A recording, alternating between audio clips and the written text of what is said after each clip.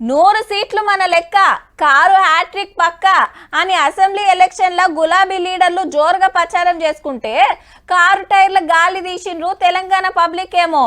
10 ఏళ్ళు ముఖ్యమంత్రిగా ఉన్న సారు ఎమ్మెల్యేగా అసెంబ్లీకి పోవాలంటే అస్సలు ధరిస్తలేనట్టుంది. ఎట్లన్నా చేసి పార్టీకి పతార పెంచాలే, పార్లమెంట్కు ఎక్కువ మందిని దోలాలని బస్ ఎక్కి చక్కర్లు కొడుతుండు, రోజుకోకాడ మీటింగ్ పెట్టుకుంటా. మరి ఇలా ఏడికి పోయిండో అరుచుకుందాం పాండ్రి. కేసీఆర్ సార్ బస్సు యాత్ర ఇలా కరీంనగర్ కాడికొచ్చింది. వినోద్ కుమార్ సార్ పార్లమెంట్ ఉంటేనే ఈ ఏరియాకు ఫాయిదా జరుగుతుంది అన్నాడు. ఈ మోడీ చేసే blackmail, emotional blackmail carry అయితే ఈ దేశం ఇప్పటికే సర్వనాశనమైంది. బీజేపీ ఎజెండాలో పేదల యొక్క మాట ఉండదు. మల్కాజ్గిరి ఎంపీగా రాగి లక్ష్మారెడ్డి గారిని కంటోన్మెంట్ ఎమ్మెల్యేగా నివేదితను గెలిపియాలని కోరి కాంగ్రెస్ సర్కార్ కరెంటు కోతలు పెరిగినాయని గిట్లా అన్నాడు.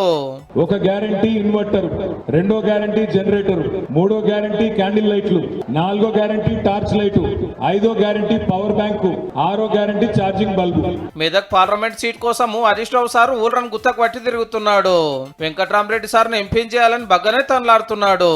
కాంగ్రెస్ ఆయా, కేసీఆర్ गया, कांग्रेस आया बिजली का तकलीफ आया, कांग्रेस आया पानी का तकलीफ आया, कांग्रेस आया రైతు బంధు బంద్ हो गया.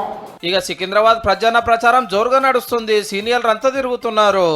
ఎప్పుడైతే పార్టీ టీఆర్ఎస్ పార్టీ మా పేరు ప్రకటన చేసిందో ఒక భూమి లేసినట్లు లేసింది. అరే పచ్చన అంటే మాకు ఇక్కడ మేము అందించే సర్వీస్ దృష్టిలో పెట్టుకున్నారు. చేవెళ్ల కాసాని జ్ఞానేశ్వర్, ఖమ్మంలో నామా నాగేశ్వరరావు, నిజామాబాద్ లో బాజిరెడ్డి గోవర్ధన్ రెడ్డి, ఆదిలాబాద్ లో ఆత్రం సక్కు, జైరాబాద్ లో గాలి అనిల్, వరంగల్ లో సుధీర్ కుమార్, నాగర్ కర్నూలు ప్రవీణ్ కుమార్, భువనగిరిలో మల్లేసాలరు, మహిబాద్ లో మాలోత్ కవితక్క ఇట్లా కారు క్యాండిడేట్లంతా ఓట్ల కోసానికి చెమట తీస్తున్నారు.